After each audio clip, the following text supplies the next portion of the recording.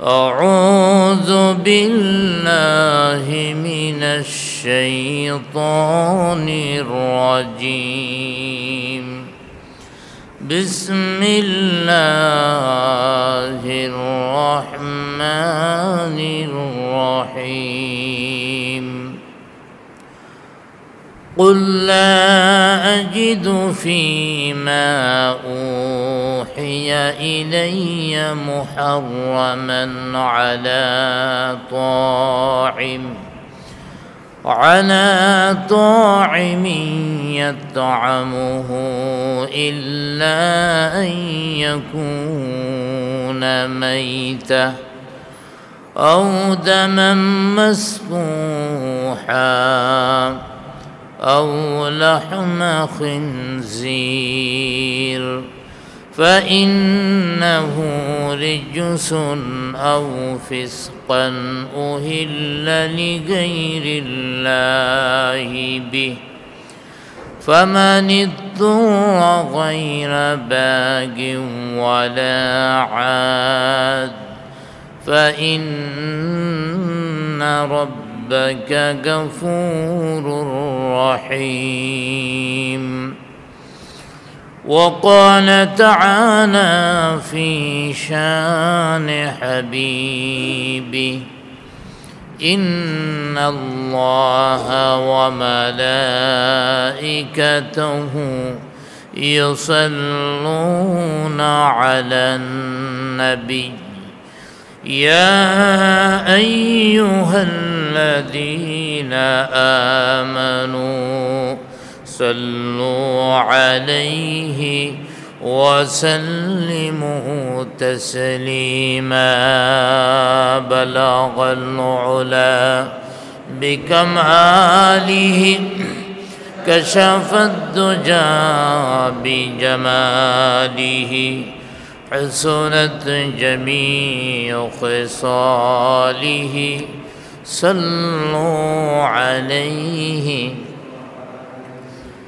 حبیب خدا اشراف انبیاء کے عرش مجیدش بعد متکا بلغ العلا بکماله کشف الدجى بجماله حسنت جميع خصاله صلوا عليه. মুআজ্জাজ মুকাররম হযরত মুসলিয়ান কিরাম, প্রথমেই আল্লাহ সুবহানাহু ওয়া তাআলার অসংখ্য শুকর আদায় করি, যিনি আমাদেরকে এশার নামাজ জামাতের সাথে আদায় করে আবারও আল্লাহর কালাম কোরআনুল করিম থেকে আলোচনা শোনার জন্যে আল্লাহর ঘরে বসার তৌফিক দান করেছেন। সকলে একবার বলি আলহামদুলিল্লাহ। বিগত সপ্তাহে সূরা আনআমের 144 নং আয়াত পর্যন্ত আলোচনা করা হয়েছিল। ওই সমস্ত হালাল বস্তু উল্লেখ করা হয়েছে জাহিলি যুগে যেগুলিকে হালাল মনে করা হতো, অর্থাৎ পৌত্তলিক যারা, মক্কার পৌত্তলিক যারা, এরা এমন কিছু বিষয়কে হারাম মনে করত, আসলে এগুলি হালাল।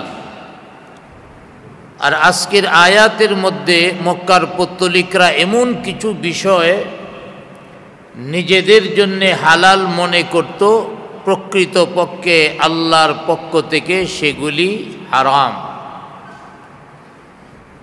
এই আয়াতের তাফসীরের মধ্যে, অর্থাৎ সূরা আনআমের 145 নং আয়াত থেকে আজকে আমি তেলাওয়াত শুরু করেছি। তো 145 ও 146 দুইটি আয়াতের আলোচনা আজকে হবে। আল্লাহ পাক যদি তৌফিক দান করেন। আল্লাহ পাক তৌফিক দান করুন, সকলে বলি আমিন। এই আয়াত প্রসঙ্গে হযরতে ইমাম রাজি রহমাতুল্লাহ আলাই তার তাফসীরের কিতাবের মধ্যে লিখেছেন যে ইতিপূর্বে হালাল এবং হারাম সম্পর্কে কাফের বেঈমানদের যে ঘোষণা ছিল, আজকের আয়াত সম্পর্কে আজকের আয়াত নাজিল করে পত্তলিকদেরকে বুঝিয়ে দেওয়া হয়েছে হালাল এবং হারাম এই দুইটা বিষয়ই নির্ধারিত করবেন আল্লাহ। হালাল হারাম নির্ধারিত করার ক্ষমতা কোনো দুনিয়ার মানুষের নাই। দুনিয়ার মানুষকে আল্লাহ পাক সেই অধিকার দেননি। এ কথা বোঝাবার জন্যই আল্লাহ পাক সূরা আনআমের 145 নং আয়াতের মধ্যে বলেছেন, قُلْ لَا أَجِدُ فِيمَا أُوحِيَ إِلَيَّ مُحَرَّمًا عَلَى طَاعِمٍ يَطْعَمُهُ إِلَّا أَن يَكُونَ مَيْتًا। এই আয়াতের মধ্যে আল্লাহ পাক বলেছেন, হে নবী, আপনি মক্কার পত্তলিকদেরকে বলে দেন, আমার প্রতি যে ওহী এসেছে আল্লাহর পক্ষ থেকে নবীর কাছে জিবরাইল আলাইহিস সালামের মাধ্যমে যে খবরাখবর আসতো, এই খবরাখবরটাকে বলা হয় ওহী। হে নবী, আপনি বলে দেন, আমার কাছ থেকে আপনার নিকট যে ওহী গিয়েছে তার মধ্যে 4টি বিষয়ের অধিক হারাম নেই। 4টি বিষয় ব্যতীত অন্যগুলি হারাম, আর 4টি বিষয় হারাম, অন্যান্য বিষয়গুলি হালাল। তাইলে এই আয়াতের মধ্যে আল্লাহ পাক 4টি হারামের উল্লেখ রয়েছে। এই 4টি বিষয়কেও তারা হালাল মনে করত। মক্কার পত্তলিকেরা এই 4টি বিষয়কে হালাল মনে করত। আল্লাহ পাক আয়াত নাজিল করলেন, আমি এই 4টার বেশি হারাম দেখি না, অর্থাৎ এই 4টেই হারাম। 4টা বস্তু কি কি? 1 নম্বর হলো ইল্লা আইয়াকুনা মাইতা, মৃত পানি, যেগুলি জবাই করা ছাড়া মরে গেছে। আও দামাম মাসফুহা, আরেকটা হলো প্রবাহিত রক্ত। ওয়ালাহমা খিনজির, আরেকটা হলো শূকরের গোস্ত। আও ফিসকান, যেগুলি অন্যায়ভাবে জবাই করা হয়। হালাল প্রাণী কিন্তু জবাই করা হয়েছে অন্যায়ভাবে। সেই অন্যায়টা কি? উহিল্লা লিগাইরিল্লাহি বিহি, আল্লাহর নাম ছাড়া অন্য মানুষের নামে জবাই করা হয়েছে। তাহলে এই 4টা বস্তু হারাম, এর অধিক কোনো হারাম নাই। আর আমরা জানি এই 4টা বস্তুর ছাড়াও আরও অনেক হালাল হারাম আছে না নাই? কিন্তু এই আয়াতের মধ্যে কয়টা হারাম বলা হয়েছে? 4টা। অনেক মানুষ আমাদের দেশের মধ্যে আছে যারা কোরআনের একটা আয়াতের অনুবাদ পড়া, একটা হাদিসের অনুবাদ পড়া পণ্ডিতি শুরু করে দেয়। কোরআন শরীফের মধ্যে আছে, আপনিও তো এখন বলতে পারেন যে যদি কেউ মদ পান করে, এই লোকটা যদি আজকের এই আয়াতের আলোচনা শুনে থাকে বা অনুবাদ করে থাকে, তাকে যদি আপনি জিজ্ঞেস করেন, ভাই আপনি মদ পান করছেন কেন? তখন ওই লোকে আপনাকে জিজ্ঞেস করবে, মদ পান করলে অসুবিধাটা কি? আপনি বলবেন অসুবিধা হলো হারাম। ওই লোকে বলবে, আল্লাহ পাক সূরা আনআমের 145 নং আয়াতে আল্লাহ পাক নিজে নবীকে বলে দিয়েছেন, হে নবী আপনি বলেন 4টা জিনিসের বেশি হারাম নাই। 4টা জিনিসের মধ্যে এই মদ তো অন্তর্ভুক্ত না। আচ্ছা আপনারা বলেন, মদ হালাল না হারাম? তাইলে যে লোকে এই আয়াতের অনুবাদ পড়ে, আল্লাহর কালামে আল্লাহ পাক বলে দিয়েছেন 4টার বেশি হারাম নেই, তাইলে মদ তো হারাম না, আমি এই জন্যে পান করতেছি, নাউজুবিল্লাহ। তাইলে এখানে বোঝা গেল কি, কোরআনুল কারীমের আয়াতের মধ্যে একটা বিষয় আলোচনা করেছেন, আবার আরেক আয়াতের মধ্যে আরেকটা আলোচনা করেছেন। কোনো আয়াত আগের, কোনো আয়াত পরের। মক্কি আয়াতের মধ্যে বিধান হলো একরকম, মাদানী আয়াতের মধ্যে বিধান হলো একরকম। যেমন আল্লাহর নবী সাল্লাল্লাহু আলাইহি ওয়াসাল্লাম নবুয়াত পাওয়ার পরে মক্কায় ছিলেন কত বছর? 13 বছর। এই 13 বছরের মধ্যে কোনো যুদ্ধ বিগ্রহ ছিল না, জিহাদ ছিল না। মদিনায় গেলেন, রইলেন 10 বছর, প্রথম বছরই যুদ্ধ শুরু হয়ে গেছে। তাহলে জিহাদের আয়াত নাজিল হয়েছে। এখন কেউ যদি বলে নবীজি নবুয়াত পাওয়ার পরে 23 বছর জীবিত ছিলেন, 13 বছরই জিহাদের কথা বলেন নাই, জিহাদ করেন নাই, জিহাদের কথা বলেছেন মাত্র 10 বছর, তাইলে জিহাদ সারা হলো 13 বছর। তাইলে নবীজির ওই জীবন আমরা মানব, 10 বছরেরটা মানব না, 13 বছরেরটা মানব, এমন বলার কেউ বলতে পারে কি পারে না? কিন্তু এই বেকুফের জানতে হবে, আরে মক্কার জীবনটা ছিল একরকম, মদিনার জীবনটা ছিল একরকম। আর অনেক বিষয় আছে যেগুলি মক্কায় বিধান ছিল একরকম, মদিনায় আরেক রকম। মক্কায় মাইর দিলে মাইর খায়া সহ্য করো, আল্লাহর কাছে বলো। আর মদিনায় যাওয়ার পরে তোমার মাথার মধ্যে বাড়ি দিছে, তুমিও একটা টাস করে লাগাই দাও। এখন আর ওই দিন নাই মাইর খায়া বৈশা বৈশা খানবো, এটা নয়। বরং তোমারে মাইর দিছে, সুযোগ পাইলে তুমি চাইলেও না, তুমিও মারো। এটা হলো মাদানী জীবন। তো মক্কি জীবনে বিধানের বেলায়ও এমন কিছু বিধান ছিল, মাদানী জীবনে আসার পরে এগুলি পরিবর্তন হয়ে গেছে। মাক্কি জীবনে যে হারাম করা হয়েছিল মূলত এই আয়াতের মধ্যে এর লিস্টটি উল্লেখ করা হয়েছে। সারা জীবনের মধ্যে যে হারাম, আরও পরবর্তী সময়ে হারাম কোরআনুল কারীমের বিভিন্ন আয়াত দ্বারা, যেমন সূরা মায়েদার মধ্যে মদ পানকে হারাম করা হয়েছে, আরও কিছু হারাম উল্লেখ করা হয়েছে।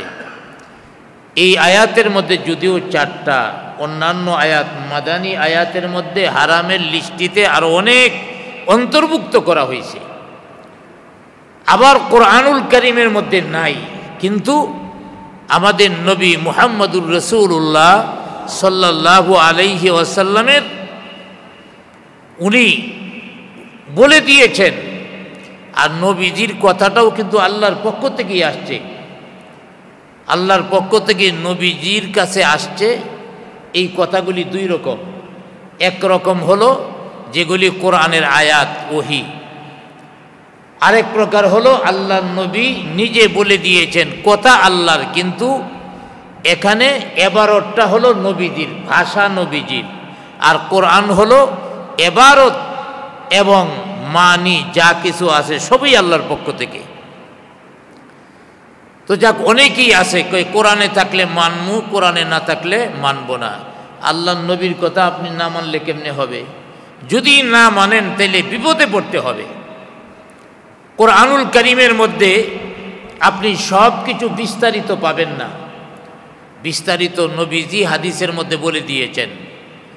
আমাদের দেশের মধ্যে একটা গ্রুপ আছে, নাম হইল আহলে কোরআন। তারা বলে আমরা কোরআন ছাড়া কিছু মানি না। আগে ছিল আহলে হাদিস, মানে কোরআন হাদিস ছাড়া আমরা অন্য কিছু মানি না। এখন নতুন গ্রুপ তৈরি হয়েছে, তাদের নাম হলো আহলে কোরআন। আহলে কোরআনের বক্তব্য হলো কোরআনে যা আছে তা মানবো, হাদিস টাদিস মানি না। নাউজুবিল্লাহ বলেন। কারণ হাদিস সাহাবীরা বলছে, ভুল বলতে পারে। তো ওই লোকের সাথে একটা বাহাস দেখছিলাম, আমার কাছে খুব ভালো লেগেছে। বাংলাদেশের মধ্যে একজন অনেক বড় আলেমে দিন হযরত মাওলানা এনায়েতুল্লাহ আব্বাসী সাহেব, ওনার সাথে ওই আহলে কোরআনের যিনি লিডার, চেয়ারম্যান ওই গ্রুপে, উনি সাহস করিয়া ওনার সাথে বাহাসে বসছে। যাক, বাহাসে বসার পরে এক পর্যায়ে উনি আর কিছুই পারতেছে না, কারণ দেখে কোরআন বাদ দিলে কিছুই আর থাকে না। তো উনি বলতেছে অন্যদিন কথা হবে, আজকে চলে যাব। এনায়েতুল্লাহ আব্বাসী সাহেব বললেন, আরে কি বলেন আজকে চলে যাবেন? আজকে যেতে পারবেন না, আপনি আমার মেহমান। আমার এই মহল্লার মধ্যে অনেক কুকুর আছে, আমি একটা কুকুরে ধৈর্য আইনে জবাই করব, এটার গুস্ত পাক করে আপনারা খাওয়ামু, তারপরে বিদায় দিব। ওই তো চোখ বড় বড় কয়, হুজুর এটা কি কইলেন আপনি? একজন আলেম মানুষ, আমি কুকুরের গুস্ত খাবো কেন? আব্বাসী সাহেব বললেন, খাইবেন না কেন? কয় খাবো না, এই জন্য এটা হারাম। তো কুকুরের গুস্ত হারাম আপনি কই পাইছেন?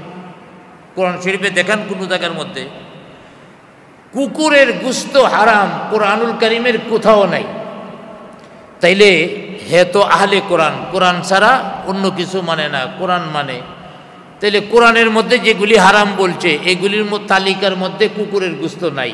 কুকুরের গুস্ত তালিকা হলো নবীজির হাদিসে। এখন হাদিস যদি না মানে, হের কুত্তার গুস্ত খাওয়া লাগে কি লাগে না? চিন্তা করলাম জায়গা মতো জবাবটা এত সুন্দর দিছে যে আপনাকে আমি মেহমানদারি করব, কুত্তার গুস্ত জবাই করিয়া কুত্তার গুস্ত খাওয়াবো। লা জবাব হইয়া সিলিন্ডার হইয়া তারপরে যেতে হয়েছে। তাহলে আমাদের জন্য যেগুলি হারাম করা হয়েছে কিছু মাক্কি আয়াতের মধ্যে, এগুলির লিস্টি কম, অর্থাৎ অল্প কিছু হারাম করা হয়েছে। মদিনায় আসার পরে আরও কিছু আল্লাহ পাক কোরআনের আয়াত দ্বারা হারাম করেছেন, এবং যেগুলি কোরআনে পাওয়া না যায় রসুল আকরাম সাল্লাল্লাহু আলাইহি ওয়াসাল্লাম থেকেও অনেকগুলি হারাম পাওয়া যায়। তবে আজকের আয়াত থেকে হারামের লিস্টে আমরা পাইলাম 4টি। কয়টা জিনিস হারাম? 4টি। আরও হারাম আছে। আজকের আয়াতের মাধ্যমে এই 4টি হারাম বলা হয়েছে। এই আয়াতের অর্থাৎ সূরা আনআমের 145 নং আয়াতের তাফসীরের মধ্যে আল্লামা ইবনে কাসির রহমাতুল্লাহি আলাইহি লিখেছেন যে আল্লাহ পাক জনাবে মুহাম্মদুর রাসূলুল্লাহ সাল্লাল্লাহু আলাইহি ওয়াসাল্লামকে আদেশ করলেন, হে রাসূল, আপনি কাফেরদেরকে জানিয়ে দেন আমার নিকটে ওহী এসেছে, ওহীর মাধ্যমে ঘোষণা করা হয়েছে যে এই হাদিসটি আবার হযরতে আমর ইবনে দিনার তিনি জাবের রাদিয়াল্লাহু তাআলা আনহু থেকে উল্লেখ করেছেন। জাবের রাদিয়াল্লাহু তাআলা আনহুকে প্রশ্ন করা হলো যে নবীজি থেকে হারামের ব্যাপারে আমি কিছু জানতে চাই। আল্লাহর রাসূল তো বলে দিয়েছেন আমার কাছে যে ওহীগুলি এসেছে হালাল হারাম এর মধ্যেই সীমাবদ্ধ। অতএব জাবের রাদিয়াল্লাহু তাআলা আনহুকে প্রশ্ন করা হলো, হুজুর, আমরা শুনেছি খায়বরের যুদ্ধের সময় গৃহপালিত পশু গাদার গোস্তকে নাকি নবীজি হারাম করেছেন। তাহলে বোঝা গেল শুধু কোরআন দ্বারা হারাম না, নবীজিও কিছু হারাম করেছেন। তো হযরতে আব্বাস রাদিয়াল্লাহু তাআলা আনহু অবশ্য এই বিষয়টা অস্বীকার করেছেন। তিনি বলেছেন কুল লা আজিদু, এই আয়াতের দ্বারা দলিল দিয়া তিনি বলেছেন আসলে মূলত এই 4টি জিনিসই হারাম করা হয়েছে। হযরতে আব্দুল্লাহ ইবনে আব্বাস রাদিয়াল্লাহু তাআলা আনহু এই আয়াতের তাফসীরের মধ্যে আরও বলেছেন যে মক্কার পৌত্তলিক যারা ছিল এরা কিছু কিছু জিনিসকে নিজেদের জন্য হালাল মনে করত, অথচ আল্লাহ পাক ওহীর মাধ্যমে জানায় দিয়েছেন এগুলি হারাম, তারপরেও তারা মানে না। এই জন্যে আবারও এই আয়াত নাজিল করা হয়েছে, অর্থাৎ সূরা আনআমের 145 নং আয়াত নাজিল করে আল্লাহ পাক মক্কার পৌত্তলিকদেরকে জানায় দিয়েছেন যে আল্লাহ পাক ওহীর মাধ্যমে যেগুলিকে হালাল করেছেন সেগুলি হালাল, যেগুলি হারাম করেছেন সেগুলি হারাম, যেগুলি সম্পর্কে বক্তব্য আসে নাই এগুলি নিয়ে বাড়াবাড়ি করো না, এগুলি জায়েজের খাতায় ধরে নাও। কোনো প্রাণীর গোশত খাওয়ার ব্যাপারে কোরআনুল কারীমের মধ্যে নাই, নবীও এইগুলিকে হারাম করে নাই। অতএব এইগুলির ক্ষেত্রে অতিরিক্ত পণ্ডিতি না করা, প্রশ্ন না করা, এগুলিকে হালাল দইরা এগুলি খাওয়া, এটা বান্দার জন্যে জায়েজ রয়েছে, এগুলি কোরআনে হাদিসে উল্লেখ নাই। অতএব এই আয়াতের মধ্যে মূলত এই বিষয়টাই আল্লাহ পাক বোঝাতে চেয়েছেন যে এখানে চারটা বিষয় হারাম করা হয়েছে। এর মধ্যে একটা হলো যে মৃত প্রাণীর গোশত, তারপরে রক্ত, খিনজিরের শূকরের গোশত, তারপরে যেটা আল্লাহর নামে জবাই করা হয়নি। সানাউল্লাহ পানিপতি রহমাতুল্লাহি আলাই তিনিও এই আয়াতের তফসির করতে যায়া স্পষ্টভাবে জানাইছেন যে এই আয়াত দ্বারা মূলত উদ্দেশ্যটা হলো মানুষকে জানায় দেওয়া যে হালাল হারাম আল্লাহর পক্ষ থেকে নির্ধারিত এই চারটা বিষয়কে বিশেষভাবে মক্কাতেই হারাম করা হয়েছে। এই চারটা বিষয় সম্পর্কে যদি আমরা আলোচনা করি, কেন আল্লাহ পাক হারাম করলেন? এক নাম্বার, ইল্লা আইয়াকুনা মাইতা, এক নাম্বার আল্লাহ পাক যেগুলি জবাই করা হয়নি এমনিতেই মৃত্যুবরণ করেছে, এগুলির গোশত আল্লাহ পাক হারাম করেছেন। কেন? এর কারণ হল কোনো প্রাণী যদি জবাই করা হয় আল্লাহর নামে জবাই করতে হবে, আল্লাহর নামে জবাই না করলে এটাও হারাম হয়ে যাবে। প্রাণীটা হালাল ছিল, আল্লাহর নামে জবাই না করলে হারাম হয়ে যাবে। যখন জবাই করা হয় এই প্রাণীর গোশত খাওয়া যায়, এর কারণটা কি? প্রাণীর মধ্যে যে রক্তটা থাকে এই রক্তের মধ্যে এমন কিছু জীবাণু থাকে যে জীবাণুগুলি মানুষের দেহের জন্য ক্ষতিকর। এই জন্যে আল্লাহ রাব্বুল আলামিন এটাকে জবাই করতে বলা হয়েছে। জবাই করলে রক্ত প্রবাহিত হয় এবং গোশতটা মানুষের জন্যে সুস্বাস্থ্য এবং স্বাস্থ্যের জন্যে ভালো হয়ে যায়, স্বাস্থ্যের জন্য এটা উপযোগী হয়ে যায়। রক্ত থাকলে এটা মানুষের জন্য ক্ষতি হতো। এই জন্যে আল্লাহ পাক মৃত প্রাণীর গোশতকে খাওয়া হারাম করে দিয়েছেন। যেগুলি এমনিতেই মরে গেছে এগুলির রক্ত গোশতের সাথে মিশে গেছে, খাওয়া যাবে না। দ্বিতীয় নাম্বার, আও দামান মাসফুহা, আর দ্বিতীয় নম্বর হলো প্রবাহিত রক্ত খাওয়া যাবে না। এখানে দামান শব্দের অর্থ হলো রক্ত, মাসফুহা প্রবাহিত রক্ত। প্রবাহিত রক্ত খাওয়া যাবে না। যে রক্তটা প্রাণী জবাই করার পরে, রগগুলি কাটার পরে যে রক্ত বের হয় এটাকে বলা হয় দামান মাসফুহা, প্রবাহিত রক্ত। কিন্তু এই রক্ত প্রবাহিত হলেও প্রাণীর শরীর থেকে সব রক্ত বের হয়ে যায় এটা বলা যাবে না। কিছু কিছু রক্ত কিন্তু গোশতের সাথে মিশে যায়। এখানে রক্তটাকে হারাম করা হয়েছে। কোন রক্ত? প্রাণী থেকে রগ কাটার পরে যে রক্তটা বের হয়ে গেছে এই রক্তকে বলা হয়েছে দামান মাসফুহা, এই রক্ত হারাম।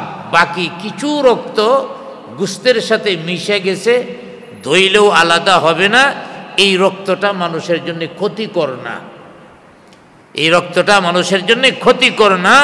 এই জন্য ওইটা জায়েজ রাখা হয়েছে। দামান মাসফুহা বলতে প্রবাহিত রক্ত বোঝানো হয়েছে। তৃতীয় নাম্বার, আও লাহমা খিনজির, শূকরের গোশত হারাম। আওয়াজ দিয়ে বলেন, শূকরের গোশত কি?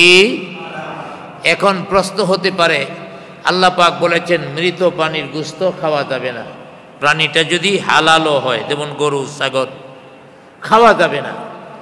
রক্তের বেলায় বলছে খাওয়া যাবে না। কিন্তু তৃতীয় নাম্বার লাহমা খিনজির, খিনজিরের শূকরের গোশতের সময় আইসা আরেকটা শব্দ উল্লেখ করা হয়েছে কেন খাওয়া যাবে না।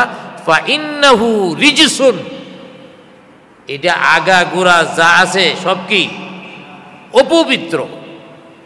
আগা গোড়া যা আছে সব অপবিত্র। এই জন্যে খাওয়া যাবে না, আর উপরের দুইটা খাওয়া যাবে না, এই জন্যে মানুষের জন্য এগুলি ক্ষতিকর। এমনিতেই মারা গেলে রক্ত গোস্তের সাথে মিশা যায়, খাইলে মানুষের ক্ষতি, এই জন্যে খাওয়া যাবে না। দ্বিতীয় নাম্বার, রক্ত খাওয়া যাবে না, মানুষের জন্য ক্ষতি। তৃতীয় নাম্বার, শুকর খাওয়া যাবে না, কারণ এটা নাপাক। এটা কি নাপাক। এই হারামের মধ্যে ব্যবধানটা কি? শুকর আর অন্যান্য প্রাণীর মধ্যে ব্যবধানটা কি? একবার আল্লাহর হাবিব সাল্লাল্লাহু আলাইহি ওয়াসাল্লামের দরবারে খবর গেল, একটা হাদিস। আল্লাহর হাবিব জানতে পারলেন অমুক সাহাবীর একটা ছাগল মারা গেছে। আর ছাগল মারা যাওয়ার পরে মানুষ তার ঘরের মধ্যে রাখে না, এটার আর কাজ নাই, ফালাইয়া দিছে। আল্লাহর হাবিব ওই সাহাবীকে ডাকলেন, হ্যাঁ সাহাবী, তোমার নাকি একটা ছাগল মারা গেছে? হ্যাঁ, আমার একটা ছাগল মারা গেছে। কি করেছো তুমি? ছাগলটাকে ফেলে দিয়েছি। আল্লাহর হাবিব বললেন, ছাগলটাকে ফেলে না দিয়া তুমি ছাগলের চামড়াটা সংরক্ষণ করতে পারতে। সাহাবী জিজ্ঞাসা করলেন, ইয়া রাসূলুল্লাহ, ইয়া হাবিবাল্লাহ, ছাগলের চামড়া, মৃত ছাগলের চামড়া কি ব্যবহার করতে পারবো? আল্লাহর হাবিব বললেন, তোমাদের জন্য মৃত প্রাণীর গোশতকে হারাম করা হয়েছে, কিন্তু এইগুলির যে অংশ আছে, অঙ্গ প্রত্যঙ্গ আছে, এইগুলি দিয়া তোমরা সুযোগ অর্জন করতে পারো। অর্থাৎ মৃত প্রাণীর চামড়া দিয়া তোমরা সুবিধা নিতে পারো। ওই লোকে শুইনা তাড়াতাড়ি লোক পাঠায়া ছাগলের চামড়াটা নিয়ে আসছে এবং পানি ব্যবহারের জন্য মস্কো বানাইছে। আগেকার যুগে এখন যেমন জগ বা বিভিন্ন পানি রাখার জন্য বিভিন্ন কিছু আছে, এমন আসবাবপত্র তখন এগুলি চামড়া দিয়া বানাতে হতো। এই গ্লাসের বা রবারের এগুলি ছিল না, তো চামড়া দিয়া মানুষ মস্কো বানাতো, ব্যাগ বানাতো, বিভিন্ন আসবাবপত্র বানাতো। এই লোক ছাগলের চামড়া দিয়ে আসবাব বানাইছে। এখন বলেন, ছাগলের গোশতটাও হারাম, শুকরের গোশতও হারাম, তাই বলে ছাগলের চামড়া দিয়া পানির মস্কো বানাইছে। কেউ যদি মনে করে শুকর খাওয়া হারাম, খামো না, অসুবিধা নাই, এর চামড়া দিয়া পানির মস্কো বানাইতে পারবে? শুকরের চামড়া দিয়া পানির মস্কো বানানো যাবে না। কেন? গরু ছাগল এইগুলি হারাম হইছে, রক্ত গোশতে মিশে গেছে দিকে খাওয়া হারাম। মূলত প্রাণীটা খাওয়া হারাম ছিল না, কারণে হইছে, মরার কারণে। আর শুকর হলো আগাগোড়া যা আছে নাপাক, অপবিত্র। এটা দেখতে যেমন বিশ্রী, এটা গ্রাণও এমন বিশ্রী, সব দিক থেকে এটা যেখানে থাকে ওখানে সাধারণ মানুষ বসবাস করতে পারবে না, এত দুর্গন্ধ বানায়। এই জন্যে আল্লাহ পাক এই খিনজিরকে হারাম করে দিয়েছেন এবং বলে দিয়েছেন ফাইন্নাহু রিজসুন, এটা অপবিত্র। চতুর্থ নম্বর আল্লাহ পাক হারাম করেছেন কোনটা? আউ ফিসকান, অন্যায়ভাবে জবাই করা। ফিসকান শব্দের অর্থ হলো গুনাহ। ফিসকান শব্দের অর্থ গুনাহ, পাপ। তাহলে তার জবাইটা হইছে গুনার মাধ্যমে, পাপের মাধ্যমে। কি জবাই? উহিল্লা লিগাইরিল্লাহি বিহি, আল্লাহ ছাড়া অন্যের নামে জবাই করা হয়েছে। আল্লাহ ছাড়া অন্যের নামে জবাই করার কারণে প্রাণীটা যদিও হালাল, তারপরেও খাওয়া যাবে না। অতএব এই চারটা প্রাণীর গোশত আল্লাহ পাক হারাম করে দিয়েছেন। তবে কখনো কখনো এমন কিছু সময় আছে এই প্রাণীগুলির গোশত, যে প্রাণী হারাম করা হয়েছে, এইগুলির গোশত আল্লাহ পাক কখনো কখনো কারো জন্য হালাল করে দিয়েছেন। সুবহানাল্লাহ বলেন। মৃত ছাগলের গোশত খাওয়া যায় না, মৃত গরুর গোশত খাওয়া যায় না, কিন্তু কোনো কোনো সময় আল্লাহ পাক হালাল করে দিয়েছেন। এই আয়াতের এর পরের অংশে বলে দিয়েছেন, ফামানিজ ইত্তুরা গায়রা বাগিন ওয়ালা আদ। ফামান ইত্তুরা, আল্লাহ পাক বলেন যে চারটা প্রাণীর গোশত খাওয়া হারাম ঘোষণা করা হয়েছে, ফামান ইত্তুরা, কিন্তু লোকটা যদি নিরুপায় হয়ে যায়, লোকটা যদি পেটের ক্ষুধায় কাতর হয়ে যায়, নিজের জীবনটা বাঁচাবে এতটুকু খাবার যদি তার কাছে না থাকায়, কোথাও না পায়, ওই লোকটা এখন খাবার গ্রহণ না করলে মৃত্যুবরণ করবে। তখন আল্লাহ পাক ওই ব্যক্তির জন্যে এই হারাম গোশতগুলো, এই হারাম প্রাণীর গোশতগুলো এই ব্যক্তির জন্যে হালাল হয়ে যায়। জুড়ে বলি আলহামদুলিল্লাহ। কারণ আল্লাহ পাক তো দয়াময়, রহমান, রহিম। একটা বান্দা না খায়া মরে যাক, এটা আল্লাহ পাক চান না। অতএব পেটের ক্ষুধায় যদি কাতর হয় তখন সে গোশত খাইতে পারবে, তবে শর্ত আছে দুইটা। গায়রা বাগিন, লোকটা এমন অবাধ্য না, লোকটা কি না, অবাধ্য না। অবাধ্য কারে কয়? পেটে ক্ষুধা লাগছে এমনি খাওয়া শুরু করে দিছে, কয় ক্ষুধা লাগলে আল্লাহ কইছে খাওয়া যাইব, শুরু করে দিছে না। অবাধ্য এখানে বাগিন দ্বারা বোঝানো হয়েছে লোকটা অবাধ্য না। এর অর্থ হলো জীবন বের হইয়া যতক্ষণ যাইতে না চায় এতক্ষণ খাবে না, এই গুণ আছে। দ্বিতীয় নাম্বার, ওয়ালা আদিন, সীমা লঙ্ঘনকারীও না। অর্থাৎ পেটের ক্ষুধায় মরণের অবস্থা হয়ে গেছে, এখন অল্প কিছু খাইলেই তো তার জীবনটা বাঁচে, হ্যাঁ এখন 2 কেজি গোশত পাকাইছে খাওয়ার লাগিয়া, তাহলে এইটা হলো আদ, মানে সীমা লঙ্ঘন করা। লোকটা সীমা লঙ্ঘনও করছে না, 1-2 টুকরা পাকাইছে জীবনটা বাঁচানোর লাগিয়া, এবং জীবন বের হয়ে যাবে এমন সময় পাকাইছে। এই লোকটার জন্য আল্লাহ পাক কোনো গুনাহ রাখে নাই। আল্লাহ পাক বলে দিয়েছেন, ফাইন্নাহু রাব্বাকা গফুরুর রহিম। যদি এমন অবস্থা হয় পেটের ক্ষুধায় কাতর হয়ে যায়, মৃত্যুর শরণাপন্ন হয়ে যায়, এমন সময়ে যদি লোকটা কিছু গোশত পাকায়, হারাম খাদ্য খায়, সীমা লঙ্ঘন না করে অর্থাৎ বেশি না খায়, আল্লাহ পাক বলেন তাইলে মনে রাখবা তোমাদের রব তোমাদের জন্যে দয়ালু, তোমাদের জন্যে রহমান রাহিম, তোমাদেরকে এই অন্যায়গুলি ক্ষমা করে দিবেন, মাফ করে দিবেন। তাইলে বোঝা গেল আল্লাহ রাব্বুল আলামিন বান্দার প্রতি ক্ষমাশীল, দয়াশীল। না খায়া মরে যাক এটা আল্লাহ রাব্বুল আলামিন বান্দার জন্যে ছাড় না। কিন্তু মক্কার পৌত্তলিক যারা ছিল, এরা ছিল এত খারাপ, এরা হঠকারিতার মধ্যেই লিপ্ত ছিল। যতই বিধান আসে ওহির মাধ্যমে, আমাদের নবী মুহাম্মদুর রাসূলুল্লাহ সাল্লাল্লাহু আলাইহি ওয়াসাল্লাম জানায় দিয়েছেন এগুলি হারাম, এরপরে এরা হারাম মনে করে না, বরং উল্টা কি বলে, কই যতই বলো আমরা খাবই। যেমন তাফসীরের মধ্যে একটা উদাহরণ দিয়েছে, এক লোকেরে বলা হয়েছে ভাই মিষ্টি খায়েন না, অর্থাৎ ডায়াবেটিসের মাত্রা বেশি, ডাক্তার কয়ে দিছে মিষ্টি খায়েন না।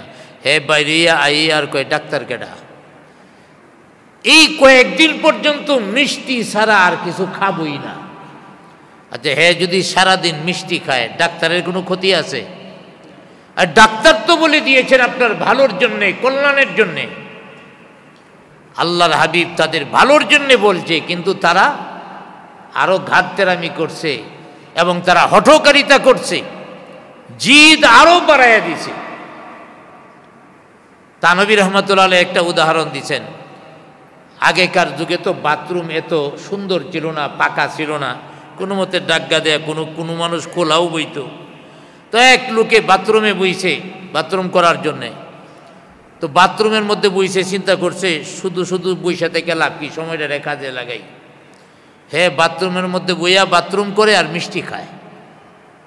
কেমন ধরনের নোংরা চিন্তা করেন, মিষ্টি খায়। আরেকজনে দূর থেকে দিকে দেখা যায়, কয় ভাই আপনি পায়খানা সারেন, তারপরে ঘরে যাইয়া চেয়ারে বইসা টেবিল সামনে নিয়ে সুন্দর করিয়া খান। এবার ওই বাথরুম থেকে কয় মিয়া বেশি কথা কইও না, যদি বেশি কথা বলো তাইলে নিচের থেকে বড়াইয়া বড়াইয়া খামো, নিচের থেকে বড়াইয়া মানে পায়খানা সহ খাইব।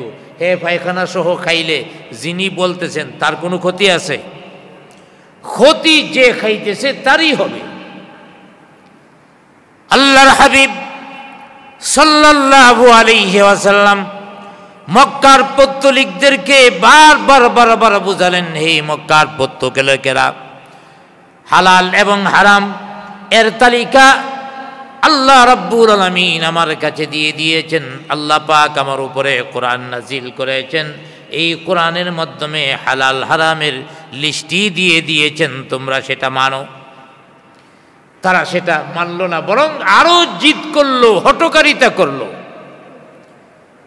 এই জন্যই যারা আল্লাহর বিধানের সাথে জিদ করবে, হঠকারিতা করবে, যে আরো বেশি করব, এমন যারা করবে এরা আখিরাতে তো ক্ষতিগ্রস্ত হবে, দুনিয়াতেও ক্ষতিগ্রস্ত হবে। কেমন ক্ষতিগ্রস্ত? এর পরের আয়াত অর্থাৎ সূরা আনআমের 146 নং আয়াতের মধ্যে আল্লাহ রাব্বুল আলামিন দুনিয়াবি ক্ষতির কথাটা বলেছেন। وعلى الذين هادوا حرمنا كل ذي ظفر। আল্লাহ রাব্বুল আলামিন বলেন, আমি ইহুদিদের জন্য হারাম করে দিয়েছি নখযুক্ত প্রাণী। নখযুক্ত প্রাণী আল্লাহ রাব্বুল আলামিন ইহুদিদের জন্য হারাম করে দিয়েছেন। নখযুক্ত প্রাণী কাকে বলা হয়? নখযুক্ত প্রাণী হলো যেইগুলির আঙ্গুলের মধ্যে ফাঁকা নাই, আঙ্গুলের মাঝখানে কোনো ফাঁকা নাই, এগুলিকে বলা হয় মূলত নখযুক্ত প্রাণী। তো এর মধ্যে ইহুদিদের জন্য এগুলি হারাম করা হয়েছে। কেন? এই ইহুদিরা অভিশপ্ত, এই জন্য আল্লাহ পাক নখযুক্ত প্রাণীগুলিকে হারাম করে দেওয়া হয়েছে। এই নখযুক্ত প্রাণী কোনগুলি? যেমন উট, উটের পায়ের মধ্যে আঙ্গুলের মাঝখানে কোনো ফাঁকা নাই। তারপরে পাখি, পাখি লক্ষ্য করে দেখবেন, পাখির পায়ের দিকে লক্ষ্য করবেন, একটা আঙ্গুলের সাথে আরেকটা আঙ্গুল হালকা চামড়া দিয়া জয়েন্ট করা, মাঝখানে ফাঁকা নাই। তারপরে হাঁস, হাঁসের বেলাও দেখবেন আঙ্গুলের মাঝখানে ফাঁকা নাই, বরং চামড়া দিয়া বরট করা। তো এইভাবে উট, পাখি, হাঁস, এক কথায় যেগুলির আঙ্গুলের মধ্যে ফাঁকা নাই, এইসব প্রাণী আল্লাহ রাব্বুল আলামিন ইহুদিদের জন্য হারাম করে দিয়েছেন। এটা হলো তাদের দুনিয়ার শাস্তি। কারণ অনেকগুলি প্রাণী তারা খাইতে পারতেছে না। আল্লাহ পাক যদি কোনো কারণে গরুর গোশত খাওয়া, ছাগলের গোশত খাওয়া হারাম করতেন, তাহলে আমাদের বাংলাদেশের মানুষ যারা, তাদের জন্য একটু বিপদ হতো, কঠিন হতো। তো আল্লাহ রাব্বুল আলামিন দুনিয়ার শাস্তি ইহুদিদেরকে যেটা দিচ্ছেন, এটা হলো যে নখযুক্ত প্রাণী তাদের জন্যে খাওয়া হারাম করে দিয়েছেন। শুধু তাই নয়, وَمِنَ الْبَقَرِ وَالْغَنَمِ حَرَّمْنَا عَلَيْهِمْ شُحُومَهُمَا। আল্লাহ পাক বলেন, এক নম্বর তো গিয়েছে নখযুক্ত প্রাণীর গোশত তাদের জন্য হারাম। وَمِنَ الْبَقَرِ وَالْغَنَمِ حَرَّمْنَا عَلَيْهِمْ شُحُومَهُمَا। আরেকটা হলো গরু এবং ছাগল, গরু এবং ছাগলের চর্বি তাদের জন্য হারাম করা হয়েছে। গরু এবং ছাগলের চর্বি হারাম করা হয়েছে। তো গরু, ছাগল এগুলি প্রাণীর মধ্যে অনেক চর্বি থাকে, আর চর্বিটা আরও বেশি স্বাদ। এই চর্বি তাদের জন্য হারাম করা হয়েছে, এটাও তাদের জন্য একটা শাস্তি। তবে সব চর্বি হারাম করা হয়নি, কিছু বাকি রাখা হয়েছে। ইল্লা মা হামালাত যুহুরুহুমা আবিল হাওয়ায়া আও মাখতারাতা বিআযমিন। আল্লাহ রাব্বুল আলামিন বলছেন, ইল্লা মা হামালাত যুহুরুহুমা, তবে পিঠের উপরে যে চর্বি, এটাকে আল্লাহ পাক কি রাখছেন? হালাল রেখেছেন। আবিল হাওয়ায়া, তারপরে হাড্ডির সাথে একেবারে আটকে থাকে এমন চর্বি। আও মাখতালাতা বি আজমিন, হাড্ডির ভিতরে কিছু চর্বি থাকে, এই চর্বিগুলি, এগুলি তাদের জন্যে বাদ দিয়া বাকি চর্বিগুলি তাদের জন্য হারাম করে দেওয়া হয়েছে। এই ইহুদিরা কত বাটপারের বাটপার, এবার প্রচার করা শুরু করলো যে আমাদের জন্য এইগুলি হারাম করা হয়েছে। কথাটা ঠিক না, বরং এইগুলি হজরতে মুসা আলাইহিস সালামের জন্যও এইগুলি হারাম ছিল, এবং ইব্রাহিম আলাইহিস সালামের জন্য এইগুলি হারাম ছিল। শুধু আমাদের জন্য হারাম হয়েছে এমন না, এই কথাটা সম্পূর্ণ মিথ্যা। কারণ এর পরের অংশের মধ্যে আল্লাহ রাব্বুল আলামিন উল্লেখ করে দিয়েছেন মুসা আলাইহিস সালামের জন্য হারাম ছিল না, নূহ আলাইহিস সালামের জন্য হারাম ছিল না, তোগোর অপরাধের কারণে তোদের জন্য হারাম হয়েছে। যালিকা জাযাইনাহুম বিবাগয়িহিম, আল্লাহ পাক বলেন তোমাদের অপরাধের কারণে তোমাদের শাস্তি স্বরূপ হারাম করা হয়েছে। যালিকা জাযাইনাহুম, তোমাদেরকে শাস্তি দেওয়া হয়েছে। এই যে প্রাণীর গোশত তারপরে চর্বি হারাম করা হয়েছে, এগুলি মূলত তাদেরকে শাস্তি দেওয়া হয়েছে। কেন? বিবাগিহিম, অবাধ্যতা করার কারণে। আর ইহুদি এমন একটা জাতি, তাদের মতো অবাধ্য জাতি পৃথিবীতে আর একটাও আসে নাই। তারা এত বড় অবাধ্য। সেই ইহুদিদের সম্পর্কে বলা হয়েছে, ইহুদিরা এমন অবাধ্য ছিল, আল্লাহ তাআলার পক্ষ থেকে অসংখ্য নবী রাসূল যারা পৃথিবীর মধ্যে এসেছে, অসংখ্য নবী রাসূলকে তারা হত্যা করেছে। জুড়ে বলি নাউজুবিল্লাহ। অসংখ্য নবী রাসূলকে তারা হত্যা করেছে। দ্বিতীয় নম্বর, হকের পথ থেকে শুধু নিজেরা বিরত রয়েছে, বিষয়টা এমন নয়। সত্যের পথ থেকে, হকের পথ থেকে তারা নিজেরা বিরত রয়েছে এবং অন্য মানুষদেরকেও বিরত রেখেছে। অসংখ্য মানুষকে উল্টা পাল্টা বুঝাইয়া তারা হকের পথ থেকে দূরে রেখেছে। তৃতীয় নম্বর তাদের অপরাধ, এই পৃথিবীর মধ্যে সুদের প্রথা ছিল না, এই সুদের প্রথাও চালু করেছে ইহুদিরা। এই পৃথিবীর মধ্যে সুদের যে প্রথা, বর্তমান ব্যাংকিং যে সিস্টেম, সুদভিত্তিক ব্যাংকিং সিস্টেম, এই সিস্টেমটা চালু করেছে ইহুদিরা। তাইলে পৃথিবীর মানুষ এখন সুদের সাথে অধিকাংশই যুক্ত, এমনকি ইচ্ছায় হোক অনিচ্ছায় হোক সুদের সাথে যুক্ত থাকতে হচ্ছে। অনেক মানুষ ইচ্ছা না থাকলেও সুদের সাথে তার যুক্ত থাকতেই হবে। ব্যবসা যদি করে তার টাকা ব্যাংকে রাখতে হয়, সে বাধ্য হইয়া সুদের সাথে সম্পৃক্ত থাকতে হয়। এই যে বাধ্য হইয়া যারা থাকতেছে, এদের এমন বেপরোয়া অবস্থায় ফেলছে, বিপদের অবস্থায় ফেলছে ইহুদিরা। কারণ গোটা পৃথিবী এখন এই সুদভিত্তিক সিস্টেমের ভিতরে এসে গেছে। অতএব এটাও চালু করেছে ইহুদিরা। চতুর্থ নাম্বার, আরেকজনের সম্পদ সস্তা হজম করা, এটা সবচেয়ে বড় অভিজ্ঞ হলো ইহুদিরা। আরেকজনের সম্পদ অন্যায়ভাবে গ্রাস করা, এই চরিত্রটাই মূলত ইহুদিদের। এর আগে একজন আরেকজনের সম্পদ গ্রাস করবে এই ধরনের চিন্তা চেতনা ছিল না। এগুলি ইহুদিরা বের করেছে। আর তাদের এই চরিত্রটা বর্তমান সময়ের সাথে মিলায় নিতে পারেন। গোটা পৃথিবীতে ইহুদিদের অবস্থা তো এমন ছিল, হিটলারে মারতে মারতে মারতে মারতে অবস্থা এমন ছিল, ইহুদি খুঁজেই পাওয়া যেত না। যাক, বিভিন্ন দেশে আত্মগোপনে যারা ছিল এরা একসময় বেঁচে গেছে। এদেরকে আমেরিকানরা টুকায়া টুকায়া টুকায়া টুকায়া একত্রিত করছে, কইরা কিন্তু আমেরিকায় রাখে নাই।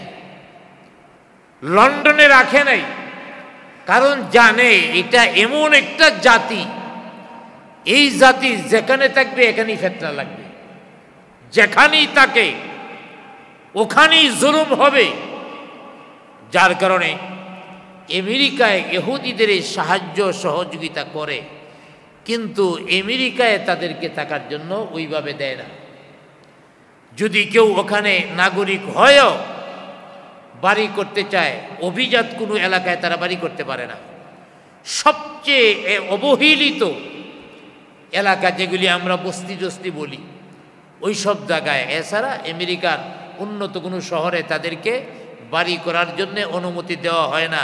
কারণ আমেরিকা যতই সহযোগিতা করে, জানে ওদের মতো খারাপ জাতি, ওদের মতো হিংস্র এবং ওদের মতো উপকারে গারে জাতি, যেটা বাংলাদেশে বলি যে প্লেটে খায় ওই প্লেট ছিদ্র করে, এর মতো জাতি আর পৃথিবীতে আর একটাও নাই ইহুদিদের মতো। যার কারণে তাদেরকে আইনে বসাইতে ওই মরুভূমির মধ্যে ফিলিস্তিনের এক পাশে দেয়া, তাদেরকে অল্প একটু জায়গা দিয়া, ঠিক আছে তোমরা এখানে থাকো ইসরায়েল।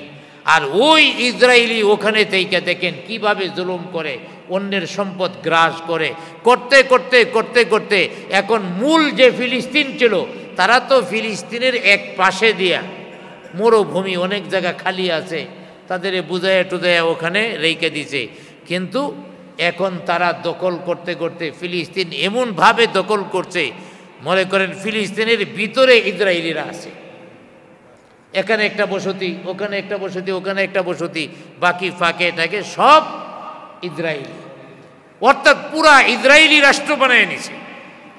একদিনে হয় নাই, প্রায় 80 বছরের উপরে এই ঘটনা। 80 বছর আগে তাদের জায়গা দেওয়া হয়েছিল, 80 বছরে এখন ফিলিস্তিনের 10 ভাগ ভূমি ফিলিস্তিনিদের দখলে নাই, 90 ভাগের উপরে এখন ইসরায়েলিদের দখলে চলে গেছে। তাইলে ওরা যে মানুষের সম্পদ লুণ্ঠন করে, একটু নমুনা, রাষ্ট্রীয় সম্পদ যদি লুণ্ঠন করতে পারে, তাহলে ব্যক্তিগত সম্পদ লুণ্ঠন কতটুকু করতে পারে একটু চিন্তা করে দেখেন।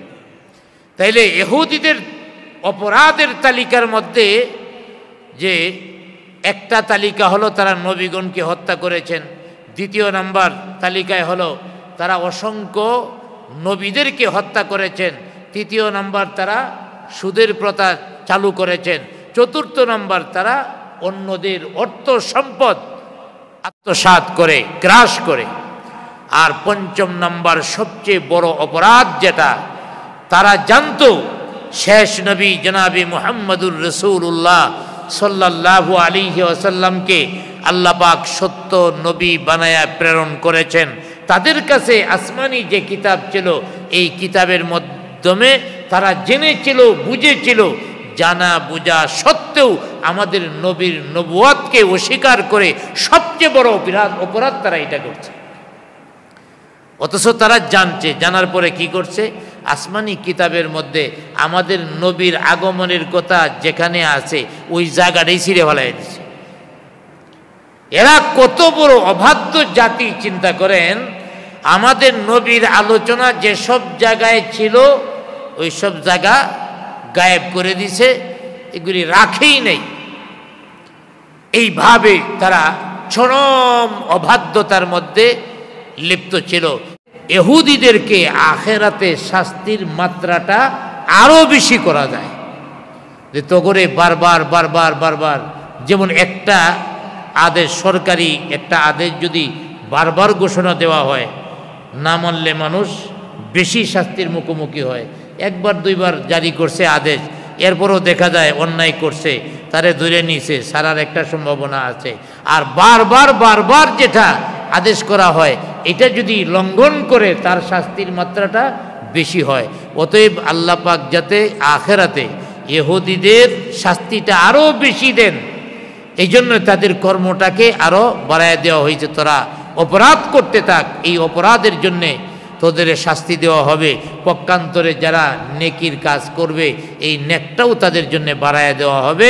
আল্লাহ পাক তৌফিক দান করুক, আমরা যেন শুধু এই 4টি নয়, এই 4টি হারাম তো আছেই, আরও যত হারাম আছে সব হারাম কি আমাদের বর্জন করতে হবে, সব হারাম থেকে আমাদের নিজেদেরকে সরাইয়া রাখতে হবে।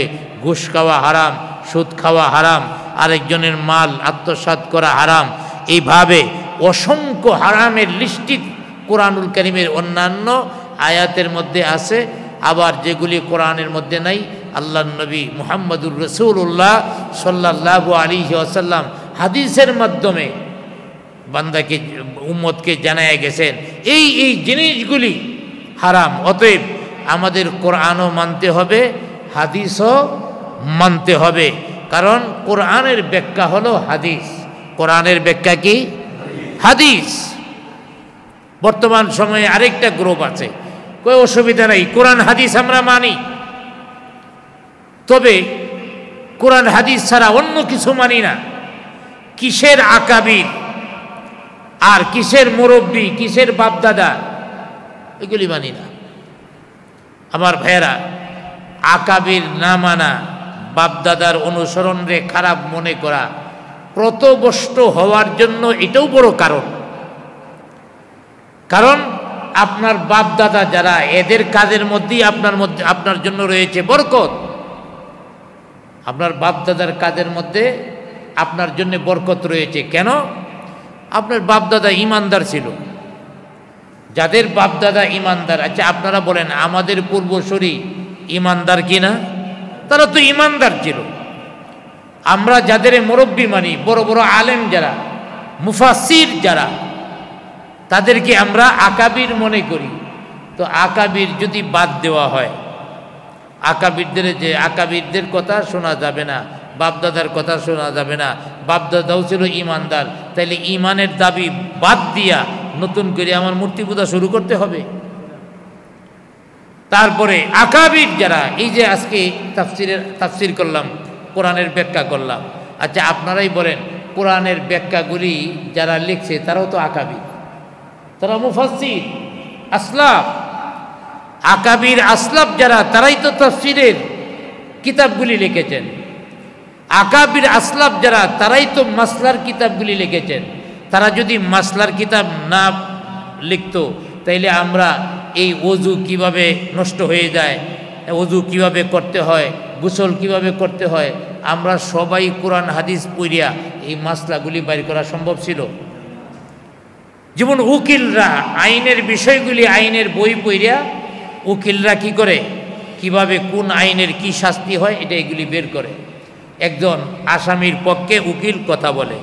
এখন যদি নিয়ম থাকতো যে না, তার নিজের মামলা নিজেই লড়তে হবে, আপনারাই বলেন সবার দ্বারা এই আইনের বিষয়গুলি আয়ত্ত করা সম্ভব ছিল? সবার দ্বারা আইনের বইগুলি আয়ত্ত করা সম্ভব ছিল না। যার কারণে একদল লোক উকিল হয়েছে, অ্যাডভোকেট হয়েছে, আমরা তাদের শরণাপন্ন হই। তো যিনি বলেছেন আকাবির আসলাফ বাপদাদা এইগুলি বাদ দিতে হবে, ওরে যদি বলা হয় তোর নামে যখন মামলা হয় উকিল ধরিস না, তুই নিজে মুখ করিস। আমার ভাইয়েরা, ওরে যদি বলা হয় যে তুই যে ওযু করস, তুই যে গোসল করস, এগুলি কই পাইলে, এই ফরজগুলি কই পাইলে? কোরআন শরীফের কোন আয়াতের মধ্যে আছে, হাদিসের কোন হাদিসে আছে, কোন কিতাবে আছে, বাড়ি করে দেহা। এর বাপদাদা 14 গোষ্ঠীও তো হাদিসের কিতাব পড়ে নাই। তাইলে হালাল হারাম আমরা পাইলাম কেমনে? আর এইগুলি তো আমাদের জন্যে সহজ করে দেওয়া হয়েছে। যেমন আমরা চিনি খাই, চিনি হলো মিষ্টি, আমরা চিনি খাই, চিনিটা আসে কই থেকে? আখ থেকে বা গেন্ডারি থেকে চিনি উৎপন্ন করা হয়। এখন আখ থেকে চিনি উৎপন্ন করা হয়েছে, এখন যদি কেউ আখের অস্তিত্বকে অস্বীকার করে, আখের দরকার নাই, আখ কি?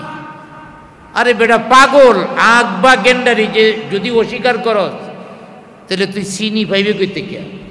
চিনি পাইতে হলে তো গেন্ডারির দরকার, আখের দরকার। আখের জমি করতে হবে, আখ চাষাবাদ করতে হবে। তেমনি ভাবে আমার ভাইয়েরা, আমাদের আকাবির আসলাফ যারা, তারা কোরআন হাদিস রিসার্চ করে ব্যাখ্যা করে আমাদের জন্য সহজ করে দিয়েছেন। তাফসিরের কিতাব মুফাসসিরগণ লিখেছেন, লিখে কোরআন হাদিসকে বোঝার জন্যে সহজ করে দিয়েছেন। আমরা কিভাবে নামাজ পড়ব, কিভাবে রোজা রাখবো, হজ করব, যাবতীয় মাসলা মাসাইল একদল ফকি আলেম, তারা কোরআন হাদিসকে গবেষণা করে রিসার্চ করে তারা বের করে আমাদের সামনে উপস্থাপন করেছেন। আমরা এখন শুধু মানলেই হয়, আমরা এগুলি যাই না, মানলেই হয়।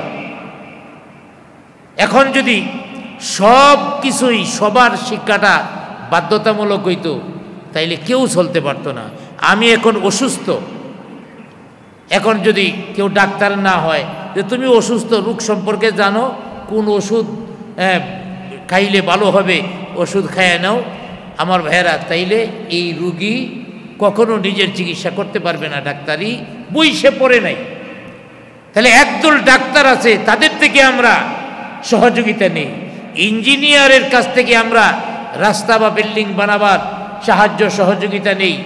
আমার ভাইয়েরা, তেমনি ভাবে বিমান চালানোর জন্য পাইলট আছে, আমরা যখন আকাশে উড়ে যেতে হয় তখন তাদের সহযোগিতায় আমাদের যেতে হয়। তাইলে দুনিয়াবি সব কিছু থেকে সহযোগিতা নিতে কোনো সমস্যা নাই। আর কোরআন হাদিসকে সহজ করার জন্য যে সকল আকাবির আসলাফ তারা দিন রাত কষ্ট করে গেছেন, এদের বিষয়টাকে এত হালকা মনে করেন যে আকাবির মানি না, বাপদাদা মানি না। আরে বাপদাদা মানবেন না কেন? কোরআন শরীফের মধ্যে তো বাপদাদার অনুসরণ করার জন্য বলা হয়েছে। কোন বাপদাদা? যারা ঈমানদার, যেমন ইহুদি, তাদের বলা হয়েছে বাপদাদার অনুসরণ করতে, কারণ অনেক নবী আল্লাহ পাক ইহুদি জাতির মধ্যে প্রেরণ করেছেন আর বলেছেন তোমরা তোমার ইব্রাহিমের অনুসরণ করো, ইয়াকুবের অনুসরণ করো, এইভাবে মুসার অনুসরণ করো। এইভাবে কোরআনুল কারীমের মধ্যে অনুসরণ করার জন্য বলা হয়েছে। তাহলে ঈমানদার বাপদাদার অনুসরণ তো বাধ্যতামূলক। অথচ যে লোকটা এই কথাগুলি বলতেছে, কোরআন হাদিস বোমা মারলেও এই জ্ঞান বাড়িব না, নিজেই প্যান্ট একটা পরে ঘন্টা ডাইকা। অথচ হাদিসের মধ্যে আল্লাহ রাসূল বলছেন, তুই যে বলতেছ যে কোরআন হাদিস ছাড়া অন্য কিছু মানবে না, হাদিসের মধ্যে তো আছে ঘন্টার নিচে যে কাপড় পরবে এটা আগুনের কেসি দ্বারা কাটা হইব। কি প্যান্ট কাটা হইব না হের পাও কাটা হইব? হের পাও কাটা হবে, আগুনের কেসি দিয়ে পা কাটা হবে। তুমি গটার নিচে পরছো প্যান্ট, আবার দাড়ি শুরু করিয়া রাখে। ওই রাজশাহীর ল্যাংরা আম আছে না, শুষলে পরে আর কিছু তাহে না মাঝে, আবার মাঝে মাঝে একটু বড় হয়। এক সাক্ষাৎকারে দেখলাম উনি বলতেছে, আমিও দাড়ি বড় করি, মাঝে মাঝে বাড়ি হয়ে যায়। কেন মাঝে মাঝে কি তোর দাড়ির মধ্যে সিডর হয় নাকি? দাড়ির মধ্যে সিডর হয় যে দাড়ি ছিঁড়ে নিয়ে গেছে? এইসব ফাসেক ফুজ্জার যেগুলি গোটার নিচে জামা পরবে, এগুলি তো হারাম। দাড়ি কাটবে হারাম, এরা হলো ফাসেক। এই ফাসেক ফুজ্জাররা যখন কার অনুসরণ করব কার অনুসরণ করব না এই বিষয়ে কথা বলে তখন খুবই কষ্ট লাগে। আমার তো মনে হয় এমন একটা দিন আসবে যেদিন শয়তানেও কোরআনের তাফসীর করবে, শয়তানেও কোরআনের তাফসীর করবে। এর নমুনা এসে গেছে।